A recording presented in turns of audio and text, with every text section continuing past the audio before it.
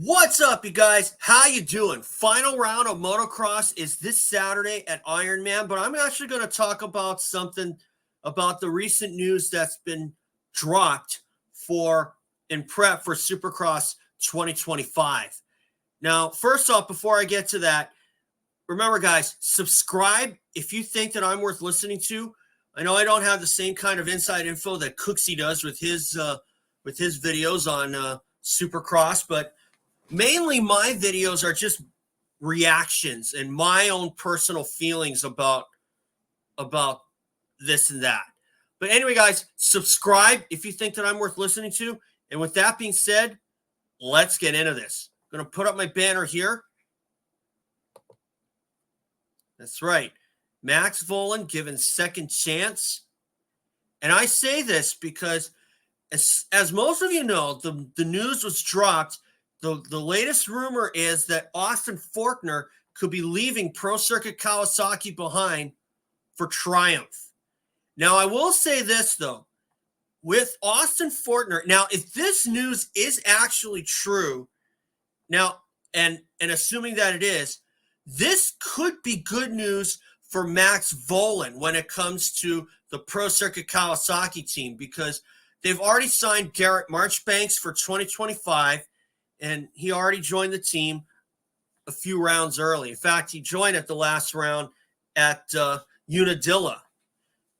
And he actually did pretty well. And obviously they signed Ty Masterpool for the 2024 250 motocross season as a fill-in ride. But after Cameron McAdoo and Seth Hamaker crashed out before motocross began, now it looks like the seat became Ty Masterpool's for the year, or at least the rest of the motocross season anyway. And that's good news for Ty because he definitely deserves that chance. Now, I would really like to see Pro Circuit show Max Vohland the same kind of treatment that they gave to Ty Masterpool. Now, Max has not been out there much, which is totally non-disputable. I'm definitely not going to challenge that. But Max Vohland, he's got a lot of years in him, and he's going to have a fruitful career if he can stay away from injuries. Now, I got to tell you that when Max Vohland was under Red Bull KTM, he was being given a lot of pressure that KTM should really not have given him. I mean, you look at what happened to Caleb Russell when after 10 titles in a row in GNCC, he decides to give motocross a chance and race in the 250 class. I believe this was 2018 or 2019. But anyway, Caleb Russell wanted to give motocross a chance, and KTM put this enormous amount of pressure on him when they really, really shouldn't have. When they should have just let him get his legs, get some laps under him, see what the pace is like. But when they expected Caleb Russell to do the same thing that he did in GNCC and motocross, that kind of goes to show you that they are very, very cutthroat about signing guys. And that's what they were probably doing with Max Vohland, which caused him to miss some main events and kind of constantly being read the riot act under Red Bull KTM. But I really hope that they tone it down. And when he signed with Pro Circuit Kawasaki, Max Vohland I'm talking about, I thought that was a perfect fit because Mitch Payne is a lot less strict on you. And if he sees you giving 100% effort, he'll back you up. And Max Vohland, in the short amount of time that he had this year, he gave it a lot of effort. He gave it 100% effort. And it looks like that he was going to battle for podiums. And then what happens? He dislocates his hip. And that's the last we hear from him. And as it turns out, after looking on Racer X, it turns out he developed sciatic nerve problems following the surgery for that dislocated hip. So that leads me to believe that if, like I said earlier, if the news is true and Austin Forkner winds up going to Triumph, Max Vohland deserves a second chance with Pro Circuit Kawasaki. And although he was not given a fair chance, he definitely deserves a renewal option. Now, you look at this, Max Vohland is kind of reminding me a lot of Casey Johnson. The guy's so talented. Casey Johnson was really talented, but he always seemed to keep getting hurt, whether it was on the track or in practice or in qualifying. And you look at and injuries really took him out of contention for 125 Supercross titles in 98 and 99 and 2000. Because you look at 99, Casey Johnson was leading the 125 West with 2 straight wins. And then Nathan Ramsey wins 2 in a row. And then Casey Johnson breaks his arm in the heat race in Anaheim 2. And he's out on some motocross. And then in 2000, Casey Johnson finishes second at Anaheim 1. Then he breaks his arm and he's out of Supercross. Do you see any similarities here with Max Vohland? Because I certainly do. Now, you look at another example for Max Vohland, why he deserves a second chance. You talk about someone who deserves second chances. Look at Shae Bentley. The guy was completely plagued by injuries and considered retirement after injuries wiped out his 1999 season, despite he was paid by Pro Circuit anyway.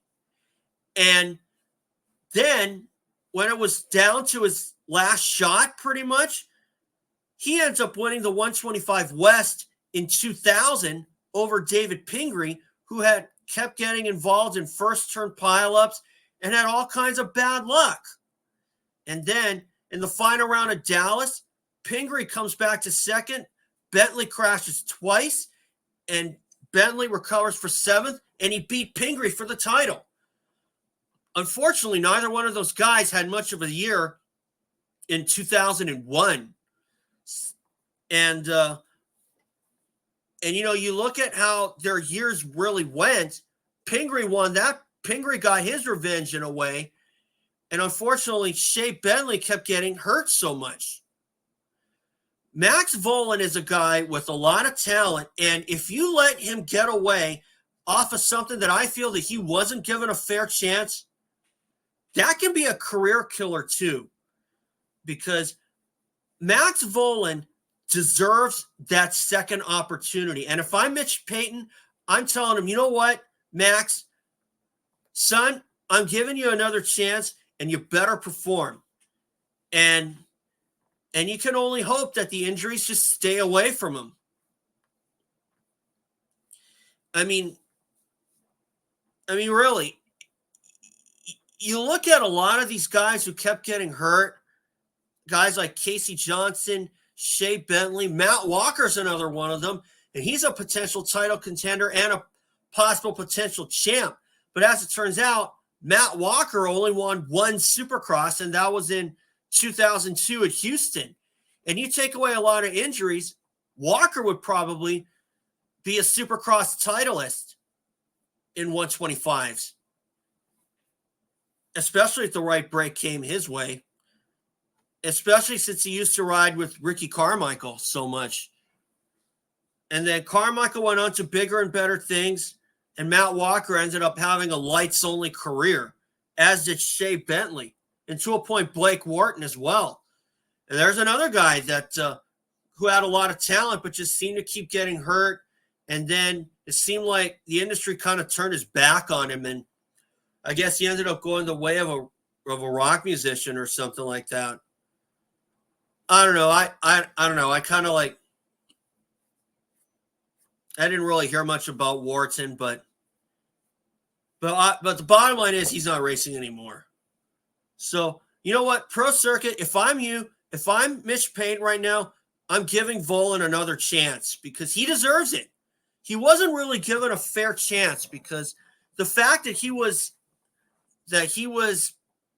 out for so long and yet putting in some pretty promising rides, I wouldn't let that go unnoticed, for sure. I mean, look at Robbie Rayner. The guy can put on great rides, but the fact that he was held back by a bad case of arm pump, which was determined to be because of bad carpal tunnel, Robbie Rayner could very well have won a Supercross race in the 125s or the 250s. So let that little inkling stick in your mind for a while. So anyway, guys, thanks for watching. And remember, subscribe. I'm pulling for you, Max. I hope you get another chance with Pro Circuit. So I hope that you, and especially because you really deserve it, even though you didn't do much this year. So anyway, guys, thanks for watching. And remember, subscribe, and I'll see you all again for Iron Man.